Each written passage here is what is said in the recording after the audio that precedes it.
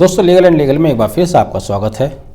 भारत के उच्चतम न्यायालय द्वारा लखीमपुर खीरी केस में आशीष मिश्रा को जमानत तो दे दी गई, लेकिन यह निर्णय अपने आप में एक विचित्र निर्णय है और लीगल फ्रेटर्निटी में कानूनी गलियारों में अच्छा खासा चर्चा का विषय बन चुका है और अगले कई वर्षों तक बना रहेगा। हालांकि शुरू करने से पहले ये भी हम एक बार दोहरा दें कि सुप्रीम कोर्ट की बहुत सारी इनहेरिट पावर होती है, लिमिटेड इनहेरिट पावर होती हैं, जिनका वो समय समय पर इस्तेमाल करता आया है और कर सकता है, उसके ऊपर कोई रोक टोक नहीं है। ऐसे ही अपनी शक्तियों का प्रयोग करते हुए सुप्रीम कोर्ट ने यह विचित्र निर्णय दिया। क्या विचित्र है यह भी मैं बताऊंगा। पहले आप समझ लीजिएगा कि आशीष मिश्रा जो कि अजय मिश्रा के बेटे हैं, केंद्रीय मंत्री हैं, लगभग 1 साल से वो लखीमपुर खीरी केस में जेल में बंद थे। उनके ऊपर आरोप था कि उन्होंने किसान बिल का विरोध कर रहे किसानों के एक जुलूस के ऊपर गाड़ी चढ़ा दी, जिससे 5 किसानों की मौत हो गई। इस घटना के बाद जाहिर है भीड़ थी, गुस्साए लोगों ने उनकी गाड़ी को पलट दिया, गाड़ी को जला भी दिया। तब इसी कारण से दोनों तरफ से क्रॉस एफआईआर कराई गई। आशीष मिश्रा जेल में है, लेकिन इसके अलावा 4 और अन्य लोग जो कि क्रॉस केस में हैं, दूसरी तरफ से जो कि किसान थे, वह भी जेल में बंद थे। पिछली डेट पर सुप्रीम कोर्ट ने पूरी तरह से इच्छा जाहिर कर दी थी कि वह इनको जमानत देना चाहते हैं, तो यह स्पष्ट हो चुका था कि आशीष मिश्रा को सुप्रीम कोर्ट से जमानत मिल जाएगी। पहले ही ये संकेत मिलने के बाद इस निर्णय की कि अगर इस तरह का निर्णय आता है तो यह निर्णय आलोचनाओं के घेरे में निर्णय आने से पहले ही आ चुका था।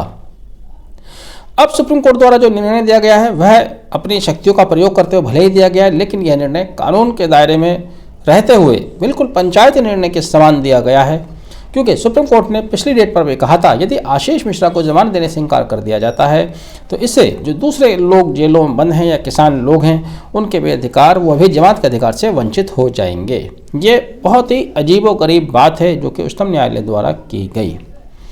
किसी भी व्यक्ति को जमानत उसके केस के मेरिट या डीमेरिट के आधार पर निर्भर करती है।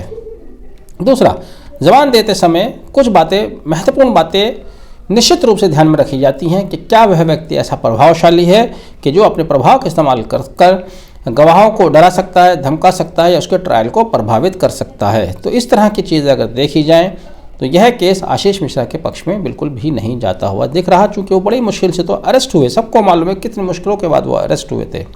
दूसरी ओर साधारण किसान थे। अब सुप्रीम कोर्ट का ये कहना, अभी भी सुप्रीम कोर्ट ने अपनी सो मोटो पावर का इस्तेमाल करते हुए जो विचित्र निर्णय दिया वो भी बता दूं। सो मोटो पावर का इस्तेमाल करते हुए जिन लोगों ने जमानत नहीं मांगी, जो जमानत की याचिका लेकर सुप्रीम कोर्ट के समक्ष नहीं आए, उनको भी जमानत दे दी। यानी कि इस केस में 2 एफआईआर थी, दोनों तरफ से क्रॉस केस बना। सुप्रीम कोर्ट का कहना यह था कि प्लेस ऑफ एक्यूरेंस एक ही है, लेकिन एफआईआर का वर्जन अलग अलग है, घटना एक है, इसलिए जो 4 लोग दूसरी तरफ से जेलों में बंद हैं उनको भी जमानत पर छोड़ देने का आदेश हम दे रहे हैं।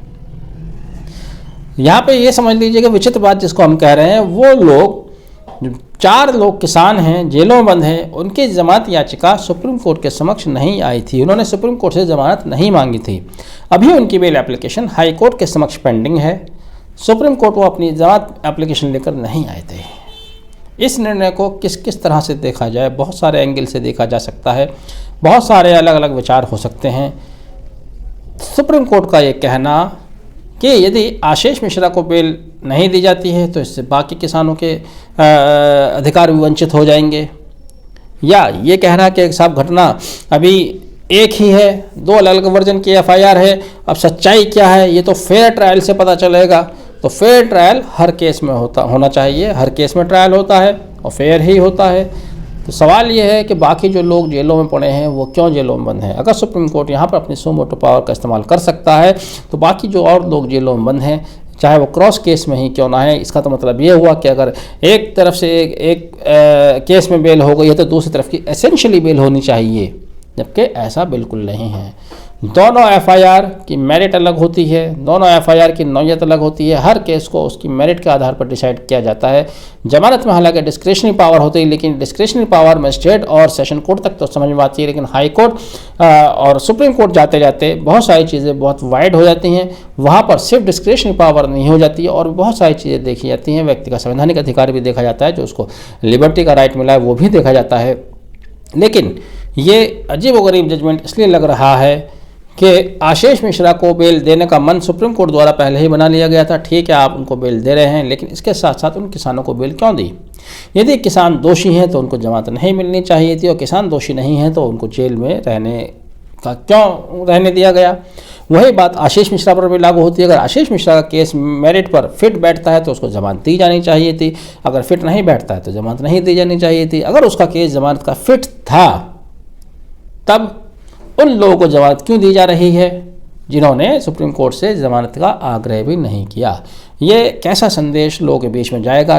कानून पहले ही बहुत जटिल होता है, लेकिन हाल के दिनों जिस तरह के जजमेंट खासतौर से जो सुप्रीम कोर्ट की ओर से आ रहे हैं वो और जटिलताओं को पैदा कर देगा। लॉ के विद्यार्थी होने के नाते इसको समझना, इसको समझाना मुश्किल होता जाएगा।